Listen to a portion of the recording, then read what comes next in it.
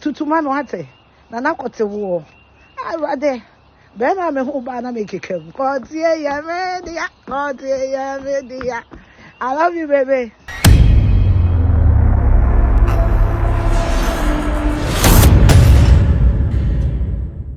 Nana Kwame Bediako ono na ye kofa baya oda the new force movement ano the Freedom Jacob Caesar I am not say bra penny Freedom Jacob Caesar ono na eda the new force movement the new force somebody be apie mo Ghana ha na obi da so a ohye mask na ya so the new force na ye hu nipa kro kire no na ye hu se wayi nanim se eye Nana Kwame Bediako a ono na eye the youngest ever aspiring president ojina mu ede ama sa the new force no na oba pro oye campaigning on nam radio stations TV stations ene emea chese odi ne ho adanse o ka de obetumi aye na okopiem wo Tamale FM 91.7 na eho ena ebra one presenter no etwetwe nkomona no ode etudwa se ono de wa ama se oba be hyebo na ese onye leader oba be hyebo onte se other politicians na omoba one district one factory enso ye ba ye be ye sei enso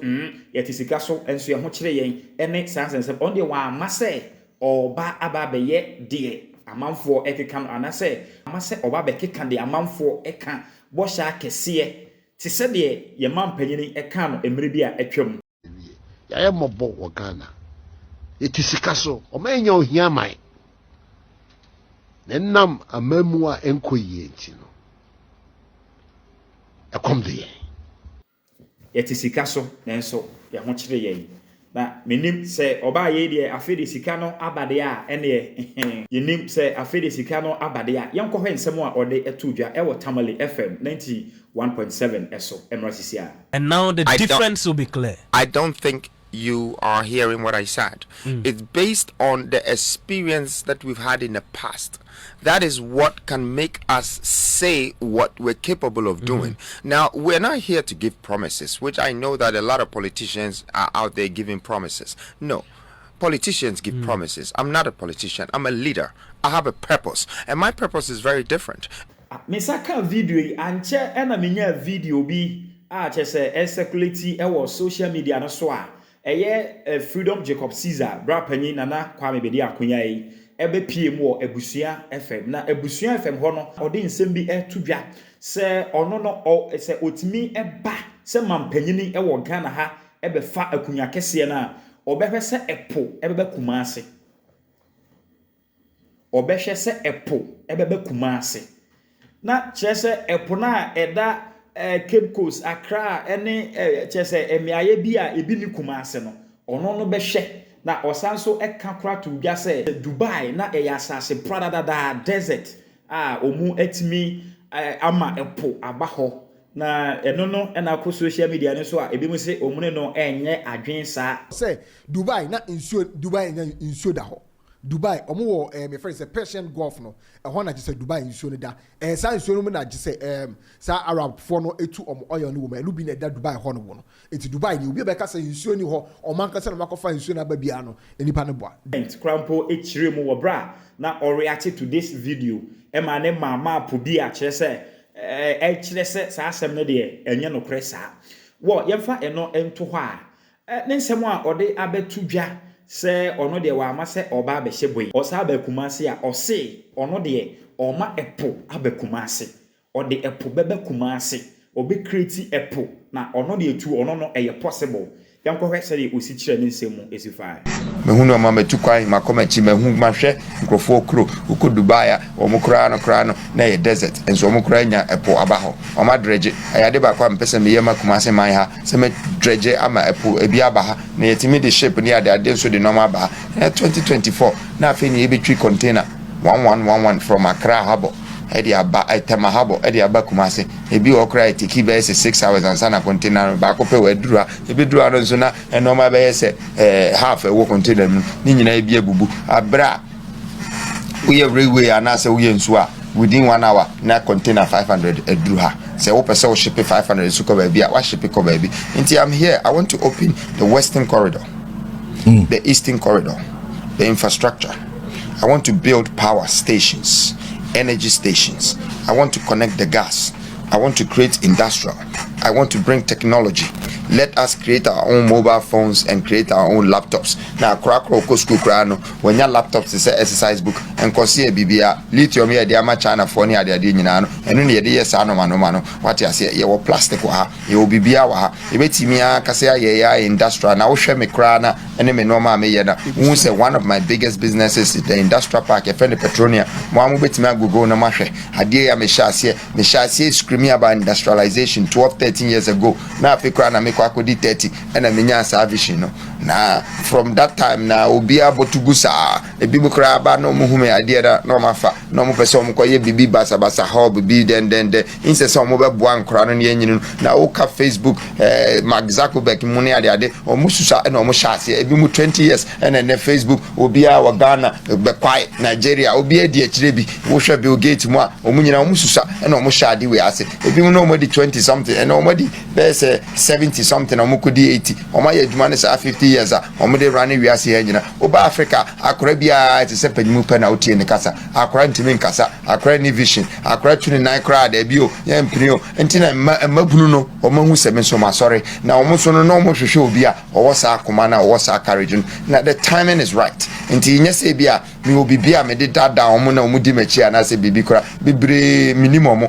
but e adoye nkrofo bi kora de o mo musika na o mo printed t-shirts no mo boa because na o mo obi a o mo so obetimi agina o mo begina ho ama na o no so betimi agina ho ama no because empanyifo o mo di man su o mo ndwene nkora ho se nko o mo ndwene nkora ho a nkame no ka se nya ne se 8-9 million kora go a o mo nya adwuma e bia we school o mo nya adwuma ndwene no mo ndwene o mo ho na me ye nipa a me dwene nipa ho what ya se bia me free buy no nyankopɔ nhyira me ma me meduru ya meduri se nkanya akoma pa na me denam na nya nyansa bi na odi ama me na me use no ye na dom bi na odi acha me na me use no ya kamenya hwɛ so odi me beduru bia odi meduru no yete Ghana ha ena obi baaye be kan se yete sika so di upon promises we nyina no na se ne ehwe a ede enema a enkoye eni su a enipa no bi nsu na se wonso sa be ka kire se wa ama se wo ba be hyebo na afi wo sa kwetena ba bi nso be hye Kumasi fo ba na ase wano eye ayemienu because nipa bebre ho a ana youth ni bebre ka se no kin no vote say ya papa Kennedy Japan anya amade a ene omuntu aba nanso new force ba ye omadwen se ne ombesesa omadwen na omato aba nanso ya beto aba de a ene na wose wutima no kore edadi enye se bia obehye Kumasi fo bo na Kumasi fo to ma wubia wa be ka kire se anya na mekan so mesanso meboa wo se won hyebo adai na wa be hyebo e wabusua FM se ode Epo ebe Kumasi na eye possible emawo. Yahwe said the osika den 7 Hi. You have like 5% employment and 95% unemployed, or 90% of the nation is unemployed. What kind of country are we living in? That it doesn't mean the whole 95 is unemployed, but the 5% that have vacancies to employ yourselves. The other 40% who are within the 95% that is considered as unemployed are just retailers. So they either have a table on the roadside selling groundnut, selling this, selling that, or going to China, bringing something and selling. So everybody is selling to someone. Where are the people and where are we going to get the money to buy if we're not getting the jobs? So the first most biggest critical thing is not even about us doing business or selling or trading to get money for ourselves. It's how do we create jobs for the people that amounts to our population, so there could be a curriculum that gives us an economical balance, a stability, create economic prosperity for humanity. This is something that is not being done. For me as a businessman, in the skills and in the times that I've made myself become successful in this industry, I see crisis as the things that you have to lead, as the lid that you have to lift, and when you lift it, that's when you smell opportunities. That's when you can create opportunities. And I really think that anybody that would think this way and try to create employment for these masses would definitely open and lift up a lid and just introduce a whole lot of opportunities for the nation. So you have a set of policies that you want to rule out, because you've spoken about employment and unemployment issues. Are you having some set of policies that are different? I mean, from what we have had in time past? Because one thing I see that in your campaign, especially on social media, a lot of young people are really, I mean, holding out for it. Even here in the north, I was surprised to hear some young people say that no, when we kept this post, some people said, oh, this is our man, this is our man. These are young people who are hoping and looking at it that, okay, we can have a turnaround. Now we have a young man. What set of policies that you think that you are bringing on board to favor such people who have seen a new hope in you? Well, my first policy is the 16 revolutionary industrial revolution. And why 16 regions? Because I think that we live in a country that only one region is fully active, and that's Accra. The other 15 is non-active. You don't add Kumasi, Takrade. It's really non-active because people even in Kumasi, maybe 50% of the Kumasianos are already in Accra and other parts, you know, and they've moved there for good. We see that there's bricks business in these areas, in these cities. In which cities? Takrade, Accra, Kumasi, and they are the ones determining our GDP properly. I don't think so. I don't think so. And besides that, just so I don't completely move away from your question, there isn't our people controlling these areas and saying that they're creating mass wealth for themselves. You rather see multinationals and foreign entities who are in our bushes extracting and creating wealth for themselves, but it's not really for the people who are based in the region. And I think that is our job.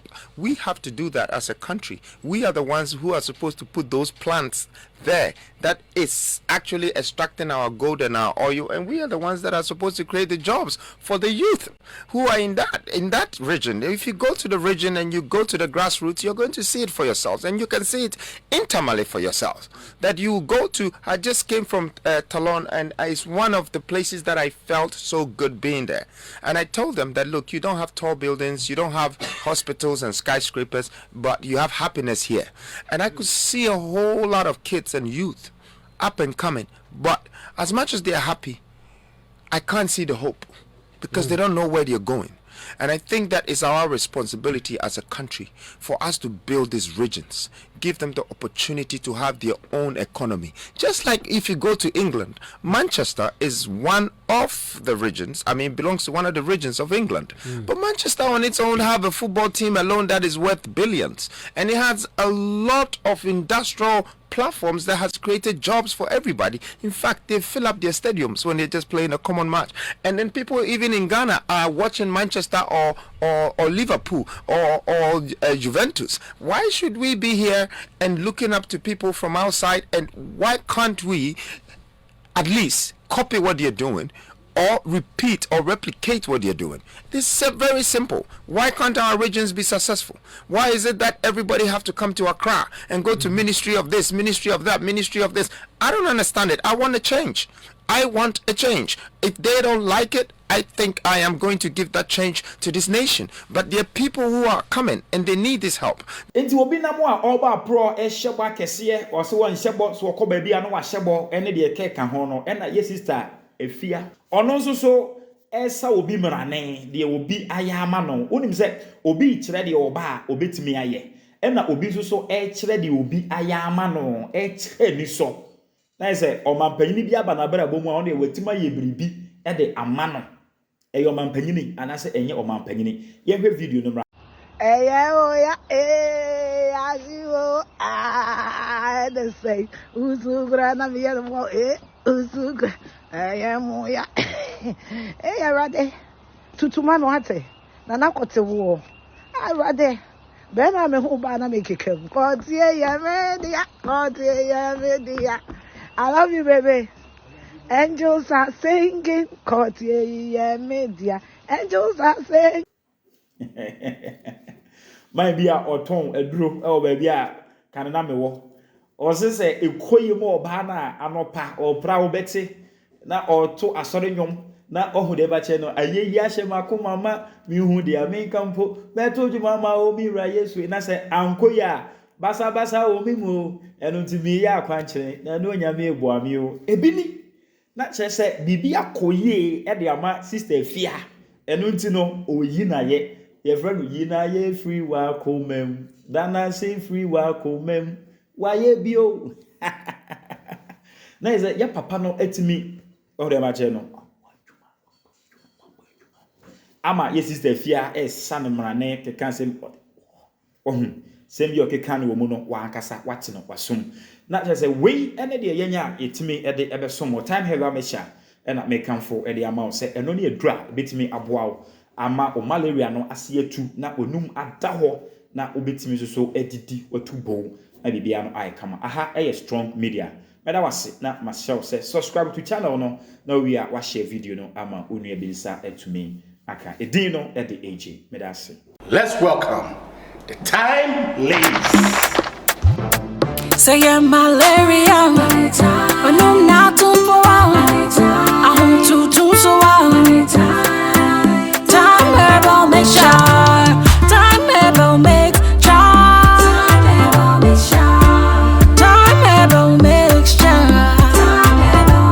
it's really a true and one day time ever make sure, time ever make